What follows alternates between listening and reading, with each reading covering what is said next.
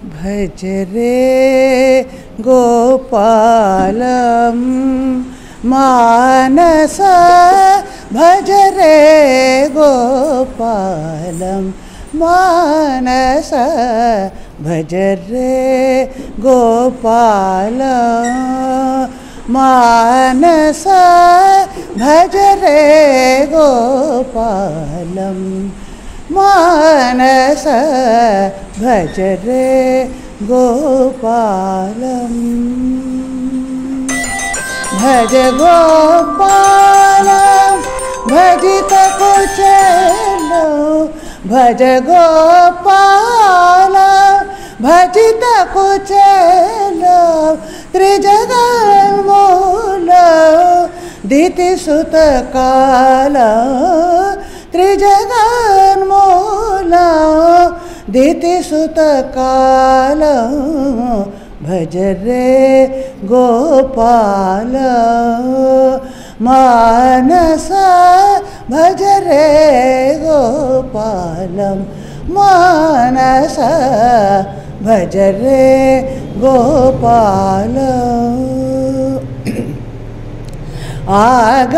आगमसारं योगविचारं आगमसारं योगविचारं भोगशरीरं भुवनाधारं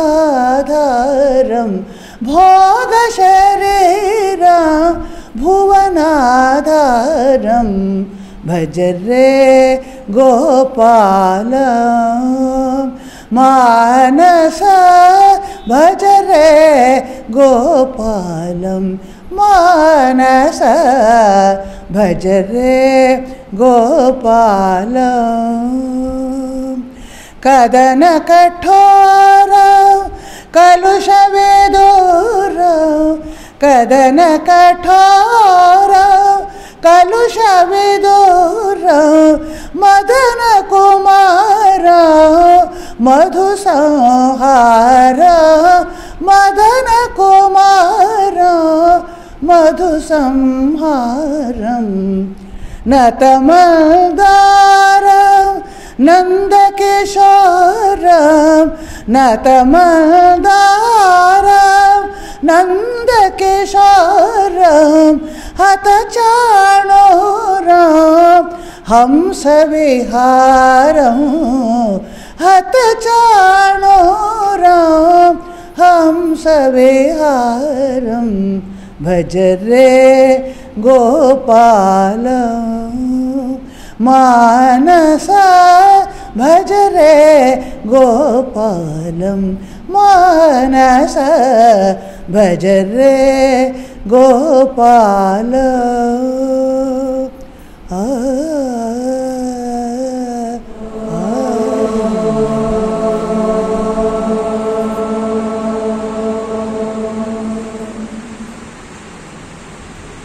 अवाच्यवादांश बहून् वदिष्यन्ति तवाहिताः निन्दन्तस्तव सामर्थ्यं ततो दुःखतरं नु किम्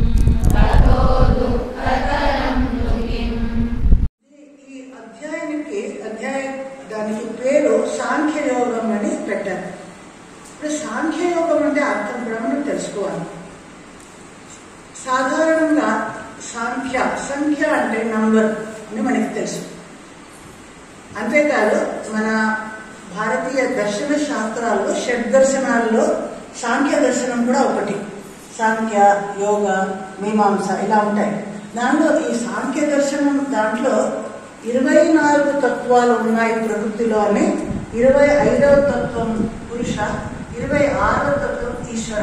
మొత్తానికి ఇలా 26 తత్వాలు ఉన్నాయని ఒక నంబర్ గురించి అక్కడ వస్తుంది కాబట్టి సాంఖ్య అనే పేరు వచ్చింది. కానీ ఇక్కడ సాంఖ్యయోగం భగవద్గీతలో శ్రీకృష్ణుడు చెప్తున్న దాంట్లో అలా మీనింగ్ లేదు. ఇక్కడ సాంఖ్యం దానికి ఇక్కడ జ్ఞాన మార్గం అనే మాత్రమే అర్థంలో చెప్తున్నాను.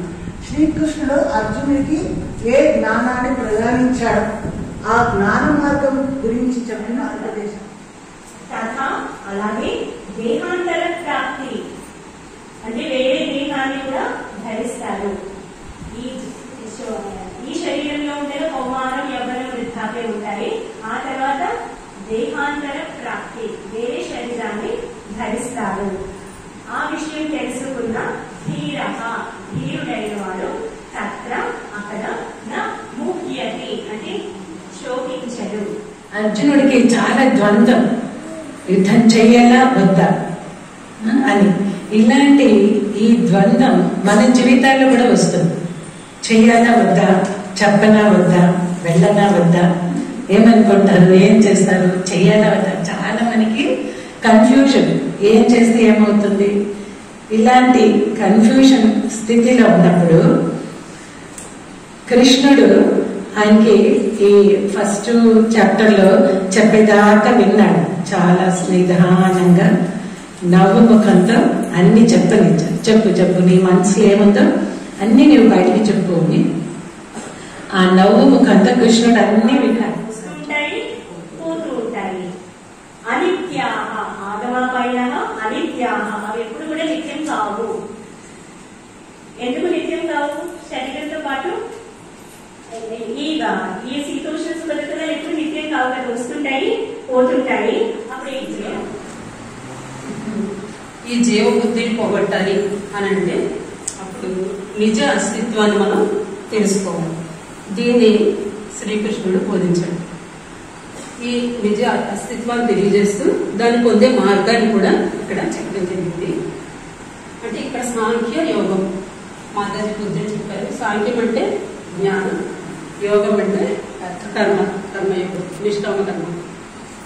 అంటే ముందు మనం ఏం తెలుసుకోవాలి, ఈ ప్రపంచం యొక్క అనిశ్చితత్వాన్ని తెలుసుకోవాలి. అప్పుడే మనం ఈ సంసారం యొక్క బంధాన్ని వదులుకోగలుగుతాం.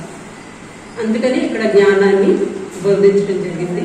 కృష్ణ భజో మురళీ గోపాల భజో, కృష్ణ భజో కృష్ణ భజో మురళీ గోపాల భజో. ఎవరికైతే భగవంతుని మీద మనసు లేదో వాళ్ళకు బుద్ధి ఉండదు. నాస్తి బుద్ధి రయుక్తస్య నచాయుక్తస్య భావన. ఎవరికైతే భగవంతుని మీద మనసు లేదో వాళ్ళకు భావన లేదు. భావన అంటే ఇక్కడ శంకరాచార్యులు వారు ఏం చెప్తున్నారంటే ఆత్మజ్ఞాన అభినివేశ. భావన అంటే ఆత్మజ్ఞాన శ్రద్ధ లేకపోవడం, ఆత్మజ్ఞానం పైన ఇంట్రెస్ట్ లేకపోవడం భావన అంటే. ఒక భావం అంటే భగవంతుని పట్ల భావన, భగవంతుని గురించి తెలుసుకోవాలనే భావన, దానికి భావం చాలా చక్కటిది. ఇది ఆత్మజ్ఞానం పైన తెలుసుకోవాలి, భగవంతుని గురించి తెలుసుకోవాలి అనేటువంటి శ్రద్ధ. ఆ శ్రద్ధ లేకపోవడం జరుగుతుందన్నమాట.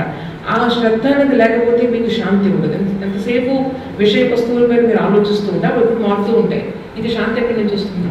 శాంతి లేకపోతే సుఖం ఎక్కడి నుంచి వస్తుంది? మళ్ళీ ప్రయత్నం చేయాలి అని చెప్పి దేవేంద్ర అంటారు. ఆయన స్వామి వివేకానంద సందేశాన్ని ఉదాహరిస్తారు. ఎదగడంలో కాదు గొప్ప, పడినా మళ్ళీ లేవడంలో గొప్పతనం ఉంది అని స్వామి వివేకానంద అనేవారు. అది నా జీవితంలో నిజమైంది. దేవేంద్ర అంటాడట, ఏంటి నా ఆ చిన్న కాలఘట్టం వల్ల నాకేమైందంటే నాలోని అహం పూర్తిగా నాశనం అయిపోయింది. ఏమనుకునేవాడంటే నేను గొప్ప భక్తుడిని అనుకున్నాడు. ఆయన చాలా భావావేశాలు పొందాడు, నిజంగానే భక్తుడు. కానీ మనిషి మనం నిజంగా ఆ పరబ్రహ్మాన్ని పొందే వరకు మన మనసు చాలా వీక్. అది ఎప్పుడు చాలా జాగ్రత్తగా ఉండాలి, మనం చూసుకుంటూ ఉండాలన్నమాట. ఆ చిన్న పొరపాటు జరగడం వల్ల మనకి ఆ అహం అనేది పూర్తిగా నాశనం అయిపోయింది. అది నాకు మంచి చేసింది అని చెప్పి దేవేంద్ర అనుకున్నాడు. తర్వాత కోపం నుంచి ఏమొస్తుంది? మోహం వస్తుంది. మోహం నుంచి స్మృతి విభ్రమ. అక్కడ మనం నేను ఆల్రెడీ చెప్పుకున్నాము. స్మృతి విభ్రమ అంటే ఏదైతే ఈ శాస్త్రాలు పెద్దవాళ్ళకు చెప్పిన మంచి విషయాలు సమయాన్ని గుర్తు రావాలి, అది స్మృతి భ్రంశ. ఇది అయిన తర్వాత స్మృతి భ్రంశం వల్ల ఏమవుతుంది? బుద్ధినాశ. ఎందుకంటే బుద్ధి లేకపోతే నాశనం ఎందుకు చనిపోతారా? బుద్ధి లేకపోతే ప్రణశ్యం మీద ఎందుకు ఉండాలి? మనిషిగా చనిపోతారు. బుద్ధి లేకపోతే మనిషితో సమానం కాదు. అందువల్ల ప్రణశ్యతే వేశారు. ఉన్నా లేకపోతే నీకుంటే అది కొంతకాలం తర్వాత అది అది స్టీమ్ అది ఆగిపోతుంది, ఎండికి కలుగుతుంది, అలా శుష్కమైపోతుంది. కానీ ఆత్మని అలా ఏమి చేయలేదు అని చెప్తున్నారు. ఇదే ఐడియా నెక్స్ట్ శ్లోకంలో కూడా అందువల్ల ఆత్మ స్వరూపం ఏంటి అంటే అచ్చేద్యం పదార్థం అప్లేద్యం అశేషం, ఏది ఛేదించలేము అలాంటిది, గ్రహించలేనిది, దానిని కల్పించలేము, అలా సృష్టించలేము, భస్మం చేయలేము అలాంటిది. అంటే కొన్ని నెగటివ్ క్వాలిటీస్ తో మనం ఫస్ట్ ఇది కాదు ఇది కాదు ఇది కాదు ఏది మనం అలా పండిస్తాం.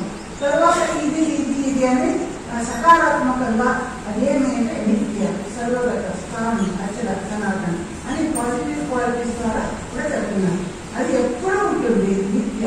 సర్వగత అంటే అన్ని ఎక్కడ అన్ని చోట్ల ఉంది. సర్వగతాన్ని అన్ని చోట్లకి వెళ్ళగలదు అంటే అప్పుడు ఆల్రెడీ అది ఉన్నది, వెళ్ళడం అనేది లేదు. సర్వత్వం అది నుంచి సర్వవ్యాప్తిగా ఉన్నది మనం తెలుసుకోవచ్చు. అక్లేద్యం అశోషం అవికారి అంటే నిత్య సర్వగత స్థానం. స్థానం అంటే ఏంటి? ఎప్పుడు స్థిరంగా ఒకే చోట ఉంటుంది అంటే చలన శక్తి లేనిది అని అర్థం. అచల అంటే మూమెంట్ లేదు, చలన శక్తి లేదు, ఒకే చోట ఉన్నది. సనాతన అంటే ఎప్పుడు ఉంటుంది, స్థిరంగా ఉంటుంది, అచంచలంగా ఉంటుంది, ఒకే విధంగా ఎప్పుడు ఉంటుంది అని. ఇది నది ఎప్పుడు సనాతన కాలం నుంచి ఎప్పుడు నుంచో ఉంది, ఎప్పుడు ఇంకా ఫ్యూచర్లో కూడా ఉంటుంది కాబట్టి అది సనాతనం అని చెప్పి. ఇతరులను ఎలా చంపుతారు? ఇతరులు కంఘాతయతి హంతికం, ఎవరికైనా బాధ కలిగించడం, చంపడం అది సాధ్యం కాదు. లేదా తను వేరే వాళ్ళ ద్వారా చేయించడం కానీ, తను చంపబడడం కానీ ఇలాంటిది ఏం జరగదు. ఎందుకంటే అది అవినాశి అజం అవ్యయం అని చెప్పారు. కానీ ఆత్మ యొక్క అవినాశ తత్వం దానిని తెలుసుకుంటే అటువంటి ఆత్మజ్ఞాని మరి ముముక్షు వీరు ఏం చేస్తారు? కర్మను త్యజిస్తారు. కర్మ చేయడం అర్థం లేదు అనిపిస్తుంది, ఎందుకంటే ఆత్మ ఏది చేయదు కదా అని అనుకుంటారు. సో ఆత్మకు కర్మ లేదు, నేను ఏ కర్మ చేయను, నేను సర్వ కర్మ త్యాగం చేస్తాను. అలాంటి త్యాగం చేసేవాళ్ళు ఒక గ్రూపు, వారు జ్ఞానిలు సన్యాసులు అనుకున్నారు. రెండవ గ్రూపు వారు కర్మ చేయాల్సిన వారు ఉన్నారు, వారికి ఇంకా ఆత్మజ్ఞానం కలగలేదు, వారు కర్మ ఫల త్యాగం మాత్రం. ఏముంది అక్కడ? నీకేనంటే స్వర్గానికి టికెట్ వస్తుందా సార్? లేదు సార్, స్వర్గానికి టికెట్ వస్తే నాకు కూడా ఒకటి తీసుకురా అని చెప్పేవారు అనేవారట. అప్పుడు ఆమె తప్పు కాదు, నేనెందుకు తేవాలి సార్ టికెట్, మీకు వచ్చి చూస్తే తెలుసు, మీరే తెచ్చుకోండి స్వర్గానికి టికెట్, నేను తేవక్కర్లేదు, మీరు వచ్చి చూడండి అక్కడ ఏం జరుగుతుంది అని చెప్పారు. ఆ తర్వాత సరే ఆయన అనుకున్నారు చూద్దాం ఏం జరుగుతుందని. వచ్చిన తర్వాత ఆ తర్వాత చెప్పారట, వచ్చి ఆదివారం నుంచి నువ్వు వెళ్తావో లేదో నాకు తెలీదు, నేను మాత్రం తప్పకుండా వెళ్తాను. అదేవిధంగా ఈ రోజు మీరందరూ ఇక్కడికి వచ్చారు కదా, అందరూ అనుకోవచ్చు ఏంటి ఆదివారం కూడా ఒక్కరోజు సెలవు వచ్చిందో లేదో, లీడర్ కూర్చోకుండా ఏంటి ఇలాగా అందరూ వెళ్ళి వింటూ ఉన్నారు. ఈ భగవత్ తత్వమే అలాంటిది. ఆశ్చర్యవత్ పశ్యతి కశ్చిదేనం, ఆశ్చర్యంగా ఏదో ఆశ్చర్యంగా చూస్తారనమాట, దీని గురించి ఆశ్చర్యంగా వింటారు. ఆశ్చర్యవత్ వదతి తథైవ చ అన్య.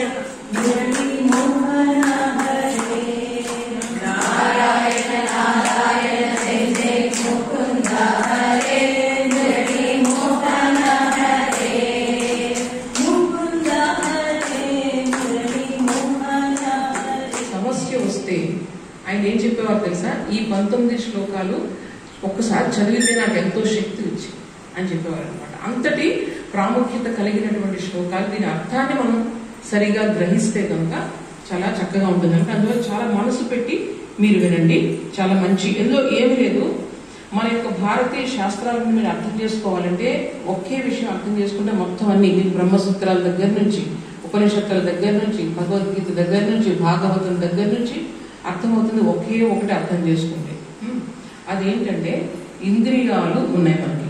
ఇంద్రియాలు అంటే అందరికీ తెలుసు కదా, మొత్తం ఇంద్రియాలు ఉన్నాయి. అవి ఎప్పుడు కూడా బహిర్ముఖంగా ఉంటాయి, బయటతోనే దానికి కాంటాక్ట్. అది భగవంతుడు అలా సృష్టించాడు. ఆ సృష్టించినప్పటికీ మనిషికి మాత్రం ఏ శక్తినిచ్చాడు? వాటిని నియంత్రించే శక్తినిచ్చాడు. అంటే బయట చూసిన వాటికి ప్రభావితం కాకుండా లోపలికి అంతర్ముఖం చేయగల శక్తి ఒక మనిషికి మాత్రమే ఉంది. అయితే ఇంద్రియాలను బహిర్ముఖం కాకుండా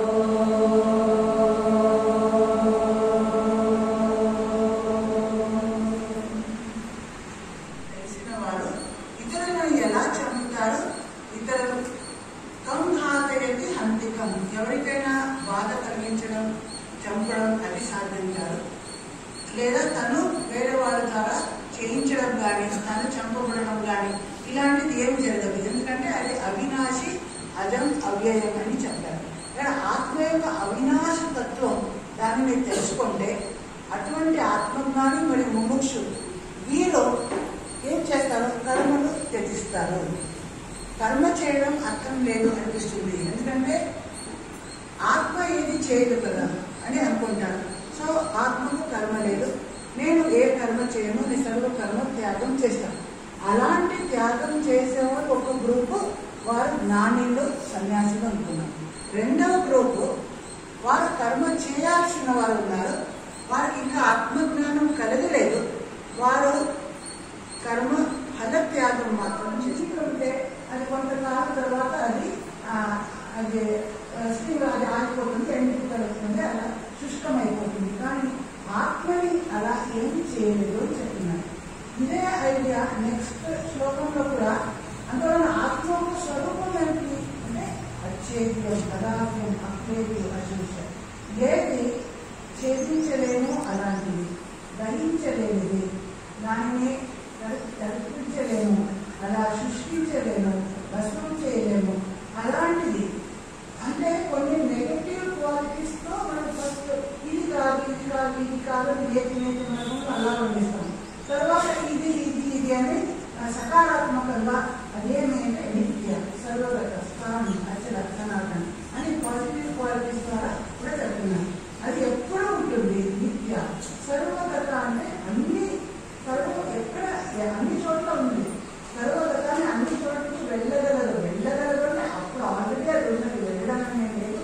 సర్వత్వం అది ఉన్నది, సర్వవ్యాప్తిగా ఉన్నది మనం తెలుసుకోవచ్చు. అక్లేద్యం, అశోషం, అవికారి అంటే నిత్య, సర్వగత, స్థానం. స్థానం అంటే ఏంటి, ఎప్పుడు స్థిరంగా ఒకే చోట ఉంటుంది, అంటే చలన శక్తి లేనిది అని అర్థం. అచల, అచల అంటే మూమెంట్ లేదు, చలన శక్తి లేదు, ఒకే చోట ఉన్నది.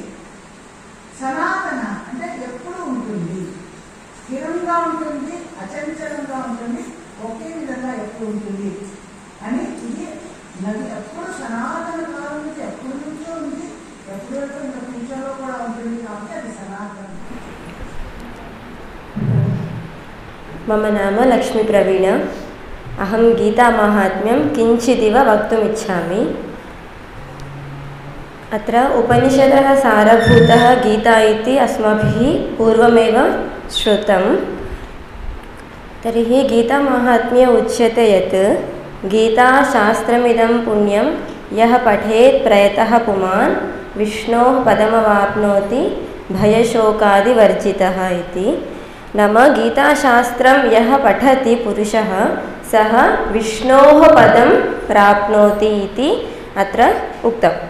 इतोपि उच्यते यत् गीताध्ययनशीलस्य प्राणायामपरस्य च नैव सन्ति हि पापानि पूर्वजन्मकृतानि च. यः गीताध्ययनं करोति प्रतिदिनं तस्य पापानि, पूर्वजन्मनि यत् पापं कृतम् अस्माभिः तस्यापि नाशः भवति इति. अनन्तरं मलनिर्मोचनं पुंसां जलस्नानं दिने दिने इति. नाम प्रतिदिनं स्नानम् अस्माभिः क्रियते, किमर्थं, शरीरशुद्ध्यर्थं.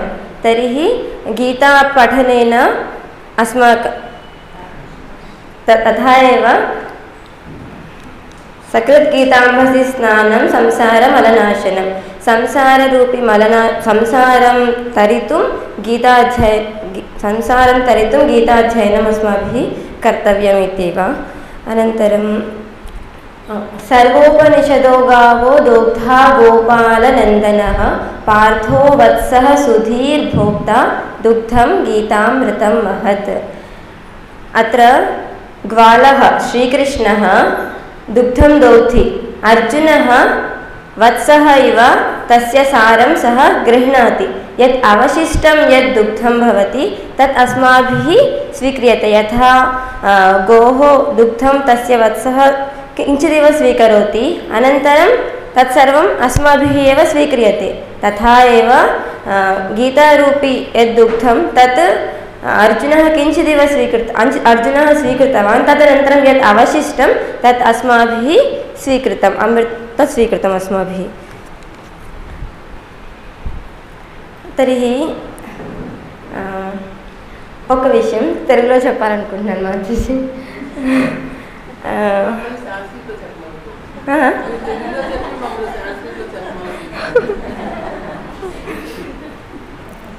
అయితే ఒక చిన్న ఉదాహరణ అంటే నేను ఆలోచించిన ఉదాహరణ నాకు అనిపించింది ఒక శిశువు తల్లి గర్భంలో ఉన్నప్పుడు ఆ శిశువుకి రక్షణగా ఆమ్నియోటిక్ ఫ్లూయిడ్ అని ఒకటి ఉంటుంది రక్షణగా అయితే అదే విధంగా ఈ సంసారం అనే గర్భంలో మనమందరం ఉన్నాము మనందరికీ రక్షణగా గీత మనకి భగవంతుడు ఇచ్చాడు దానిని మనం తెలుసుకొని ఆ శిశువుకి తెలియదు అది దానికి రక్ష అని కానీ మనకి తెలుసు ఇది మనకి పట్టుకుంటే రక్ష అని చెప్పి సో ఈ గీతాన్ని మనము గట్టిగా పట్టుకుంటే కనుక అది మనకి చాలా వేలు కల్పిస్తుంది तर्हि अत्र गीतामाहात्म्ये पुनः उच्यते यत् गीतेत्युच्चारसंयुक्तो म्रियमाणो गतिर्लभेत् मरणसमये अपि एकदा अपि गीता इति मरणकाले अपि अस्माभिः चिन्त्यते चेत् तदा अपि गतिः तस्य गतिः भवति इति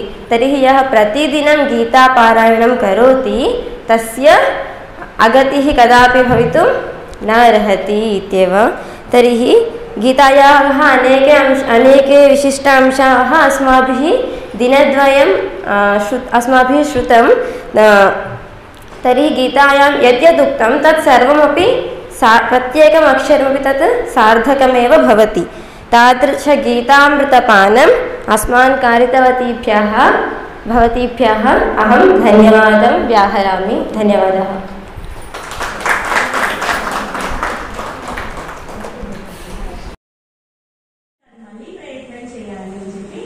దేవేంద్ర అంటారు ఆయన స్వామి వివేకానంద సందేశాన్ని ఉదహరిస్తారు ఎదగడంలో కాదు గొప్ప పడినా మళ్ళీ లేవడంలో గొప్పతనం ఉంది అని స్వామి వివేకానంద అనేవారు అది నా జీవితంలో నిజమైంది దేవేంద్ర అంటాడట ఏంటి నా ఆ చిన్న కాలఘట్టం వల్ల నాకేమైందంటే నాలోని అహం పూర్తిగా నాశనం అయిపోయింది ఏమనుకునేవాడంటే నేను గొప్ప భక్తుని అనుకున్నాడు ఆయన చాలా భావావేశాలు పొందాడు నిజంగానే భక్తుడు కానీ మనిషి మనం నిజంగా ఆ పరబ్రహ్మాన్ని పొందే వరకు మన మనసు చాలా వీక్ అది ఎప్పుడు చాలా జాగ్రత్తగా ఉండాలి మనం చూసుకుంటూ ఉండాలన్నమాట ఆ చిన్న పొరపాటు జరగడం వల్ల మనకి ఆ అహం అనేది పూర్తిగా నాశనం అయిపోయింది అది నాకు మంచి చేసింది అని చెప్పి దేవేంద్ర అనుకున్నాడు తర్వాత వచ్చింది అసలు ఈ రెండు వ్యవసాయాత్మక గుర్తించాలి ఎంత మీనింగ్ ఉందో దాన్ని ఎంత గట్టిగా పట్టుకోవాలి అన్నది బాగా అర్థమైంది ఆ వ్యవసాయాత్మక వృత్తి అసలు కల్టివేషన్ నుంచి నిశ్చయాత్మకానికి ఎట్లా పెట్టింది దాని తర్వాత